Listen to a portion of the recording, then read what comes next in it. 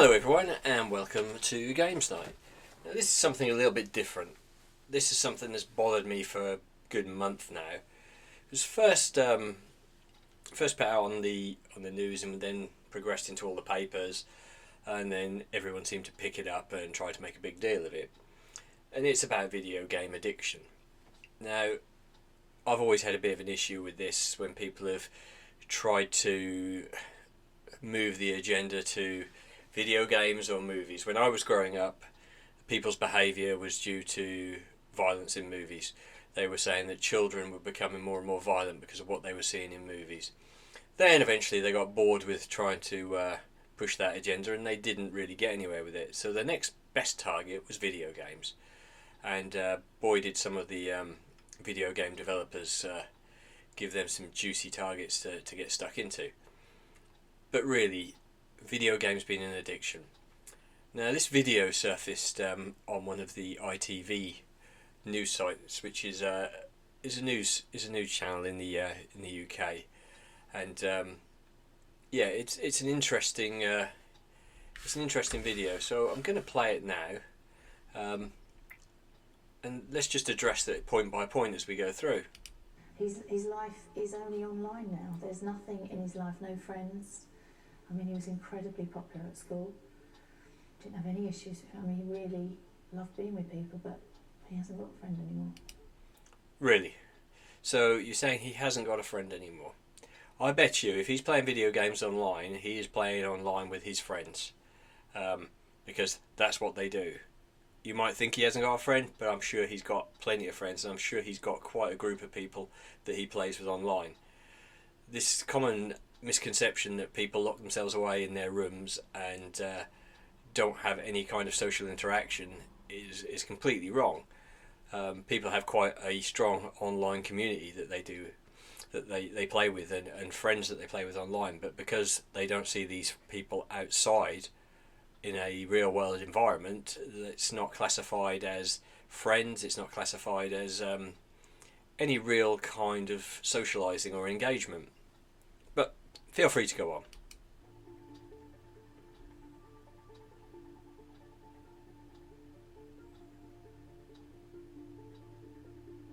He gets lots of headaches. His bones, his legs hurt. He has aches all down his legs when he walks. So I think the physical impact is enormous. Okay, so he's got all of these aches and pains and all of these things going on, and this has been happening for 3 years. So at no point during those 3 years did you perhaps decide that maybe, he needs to spend a bit more time outside, maybe encourage him into other interests, maybe, as a parent, limiting his game time. I have children. I don't allow them to play constantly. They have their game time, which they enjoy and I encourage, but they also have their other time to do things. So, you have to take some responsibility yourself.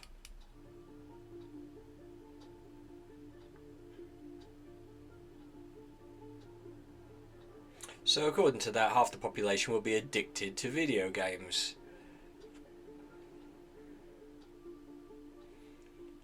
Doctor.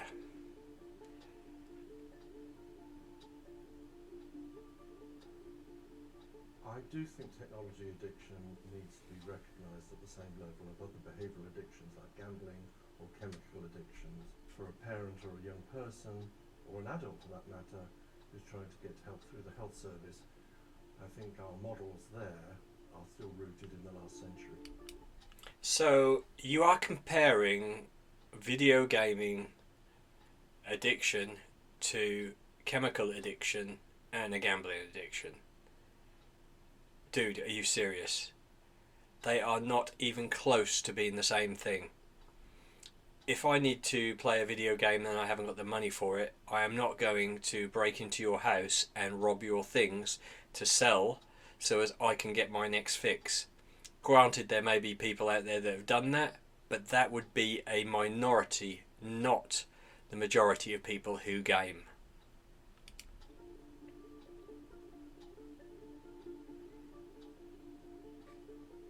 There's a responsibility for governments to understand the impact and the types of kids that would get hooked on it, and even ratings and warnings on which games are more addictive than others.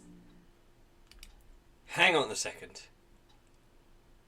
You think that the National Health Service, which is already underfunded and struggling to deal with mental health issues and a vast majority of other things, need to take responsibility for video game addiction? You don't feel as a parent that you have any responsibility at all to deal with it yourself? If your son is not washing and your son is not going out or doing anything but playing games, have you thought of maybe unplugging his games machine, taking it away? I mean, you are the parent. It's not the state's responsibility to bring up your children. I mean, seriously. Well, as you can see, several things there. I found that quite annoying, and I'm sure many other people have found it quite annoying as well. At the end of the day, people are constantly trying to blame things on, other situations. It just seems as video games are now becoming a target again. It was a target when there was violent behaviour.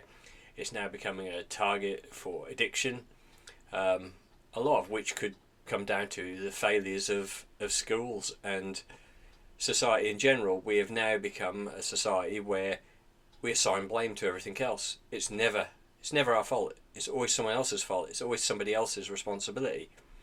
That's not the way it is. I find video games a great way of winding down at the end of a really stressful day. I go into a game, I'll blow stuff up, I'll shoot stuff. I do that, and I find that a de-stressing way. I'm not going to go out on the street and start blowing stuff up and shooting people. And the majority of people won't do that. I've never seen an actual link to any video game, even though they tried with the GTA series, that there's any firm link between that. And these things, these psychological therapies, this is all another scam for people to spend money on, rather than just addressing the issue themselves. Gaming's a great way of unwinding and a great way of spending your time and socialising online with other people. Yes, you don't want it to take over your whole life, but for the majority of people it doesn't. And for the sensible people, it doesn't. But if you want to spend time playing games, then that's great. That's entirely up to you. But to have it classified as a medical condition, as a mental health problem, that is completely unnecessary. As if enough children aren't already being diagnosed with ADHD, ADD, Asperger's, all these other things. We whack a label on it. It's just not right. If you're going to start sticking labels on things like video games and saying you're addicted to them, then you need to do the same thing for football. You need to do the same thing for golf. You need to do the same thing for those that go out to sporting events every week, those that go out cycling constantly. The guy in the office that constantly rambles on about his football team. If you're gonna start slapping labels on and saying that everything's an addiction, then do it for everything. You cannot just classify video games as being the sole cause for an addiction. That is not the case at all. People who potentially are addicted to video games probably are addicted to a lot of other things as well. But labeling it in the same class as drugs, I find completely offensive. Anyway, what are your comments? What do you think? Do you think video games are addictive and they are ruining society and ruining the health of our children? If so, leave a comment below. If you don't, leave a comment as well, because I found this thing quite offensive, and I just think it's another case of government jumping on the bandwagon and trying to make something out of nothing. They're coming up with excuses, and it could well be that the excuses that they're coming up with are to cover up the complete failings of our school, turning our children into snowflakes who are afraid of their own shadows. We're breeding a society that takes no responsibility for anything. So let's see. Leave some comments below and let me know what you think. And if you want to read this article in full, I will put the link to the ITV site in the in the description box below, so as you can go along and have a look at it and read the full gumph. I'm sure you'll find it as interesting as I did. Anyway, thanks for watching. If you like this video, please give me a thumbs up, and if you want to see more videos like this as well as some other gaming videos, leave me a like and subscribe to the channel, and help me by building this channel up. Right, thanks ever so much guys, and I will catch you on the next one.